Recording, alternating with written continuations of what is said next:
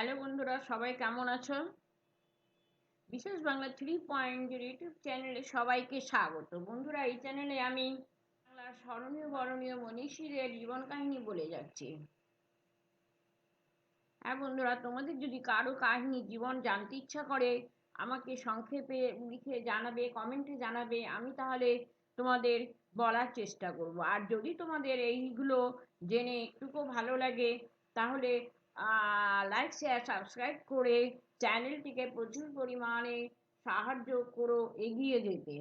বন্ধুরা, আমরা অনেকেই জানি না আমাদের এই দেশের স্বাধীনতার জন্য কারা কারা জীবন দান করেছেন, জীবনে কাজ করে গেছেন ঝুঁকি নিয়ে। সেগুলোই আমি যথাসম্ভব জানাবার চেষ্টা করছি। Thank you.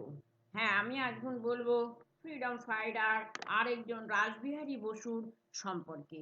কি কি করেছেন আমাদের, কি কি জীবনের সংগ্রাম করেছেন, এগুলোই তোমরা এখন জানো। আচ্ছা, রাসবিহারী বসু কে ছিলেন প্রথমেই জানি। না, নেতাজির সহকর্মী রাসবিহারী বসু সে যুগের একজন স্বনামধন্য বিপ্লবী। ইনি কোথায় জন্মগ্রহণ করেন? না, ইনি বর্ধমান জেলার সুবলদহ গ্রামে 1885 খ্রিস্টাব্দের 25শে মে জন্মগ্রহণ করেন। পিতা বিনোদ বিহারী বসু চন্দননগরে থাকতেন, তাই শৈশবে তিনি পিতার কাছেই থাকতেন। তিনি কিন্তু মাত্র নবম শ্রেণী পর্যন্ত পড়াশোনা করেছেন, কিন্তু ইংরাজি ও ফরাসি ভাষায় তার যথেষ্ট জ্ঞান ছিল। নবম শ্রেণী পড়াশোনা করেও ইংরাজি ফরাসি ভাষায় যথেষ্ট জ্ঞান ছিল। তিনি 1910 খ্রিস্টাব্দে দেরাদুনে যান চাকরি করতে।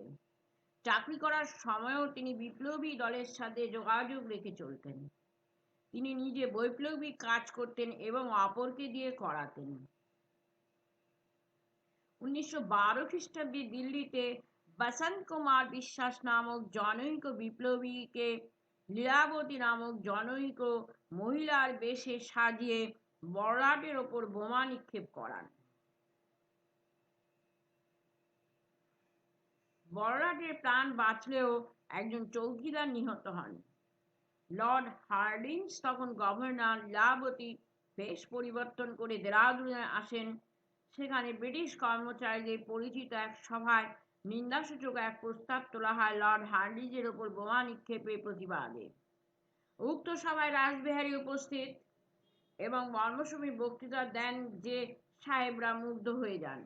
ফলে রাসবিহারীকে কিন্তু কেউই সন্দেহ করেন না। আর এই বিশ্বাসের সুযোগে রাসবিহারী বিপ্লবী কাজ করে যেতে থাকেন। ছিল বন্ধুরা প্রথম পার্ট আমার। এসো এবার দ্বিতীয় পার্টে কি আছে জানি। দ্বিতীয় মহাযুদ্ধের সময় 1915 খ্রিস্টাব্দে সশস্ত্র অভ্যুত্থানের প্রচেষ্টা চালান তিনি। তিনি বিষ্ণু গণেশ পিংলা ভাই পরমানন্দ শচীন সেনলাল প্রভৃতি বিপ্লবীদের সহায়তায় সৈন্য বিভাগে স্বাদেশিকতার বীজমন্ত্র প্রচার করেন। ওই বছরই 21শে ফেব্রুয়ারি সেনা বিদ্রোহ অনুষ্ঠিত হওয়ার কথা ছিল, কিন্তু কৃপাল সিং নামক গুপ্তচর সব প্রকাশ করে দেওয়ায় সেই চেষ্টা ব্যর্থ হয়। পুলিশ ও গোয়েন্দাদের চোখে ফাঁকি দিয়ে তিনি পি.এল. ঠাকুর ছদ্মনামে 1915 খ্রিস্টাব্দে মনু বিশাক নামক জাহাজে চেপে সহজেই জাপান যান। এটা গেল সেকেন্ড পার্ট। বন্ধুরা, আমি প্রথমেই বলি সবসময় যে আমি পার্টে ভাগ করে বলি।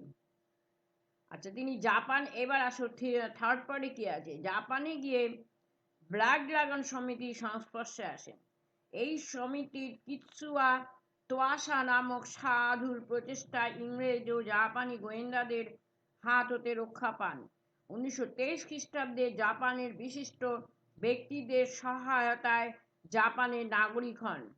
জাপানের নাগরিক হবার পরে তিনি ব্যারন লজমুরা নামক রাজবংশের কন্যাকে বিবাহ করেন। তার পুত্র রঞ্জগী বসু ও কন্যা ভারতী বসুকে রেখে 1930 খ্রিস্টাব্দে তার স্ত্রী মারা যান। জাপানে আসার পরে তিনি টোকিও শহরে একটি হোটেল খোলেন এবং ব্যবসায় উন্নতি করেন।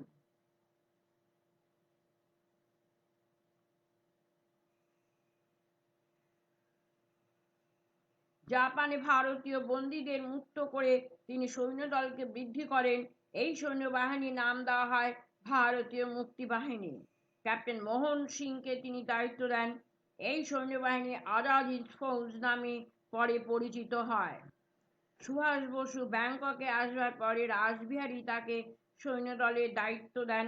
সুভাষ বসু তাকে আজাদ হিন্দ ফৌজের সর্বাধিনায়ক করেন। বন্ধুরা, এটাই থার্ড পার্ট 3। এবার আসি ফোর্থ তথা শেষ পার্টে কি আছে জেনে নিই। 8টি দেশ নেতাজির আজাদ হিন্দ ফৌজ সরকারকে সমর্থন জানায়। নেতাজি আন্দামান ও নিকোবর দ্বীপ দুটি দখল করে যথাক্রমে নাম রাখেন শহীদ দ্বীপ ও স্বরাজ দ্বীপ। কোহিমা দখল করে ইম্ফলের দিকে নেতাজির সৈন্যবাহিনী জোর কদমে অগ্রসর হতে থাকে। প্রবল বৃষ্টি নামার ফলে খাদ্য সংকট দেখা দেয়। যোগাযোগ ব্যবস্থা ব্যাহত হয়।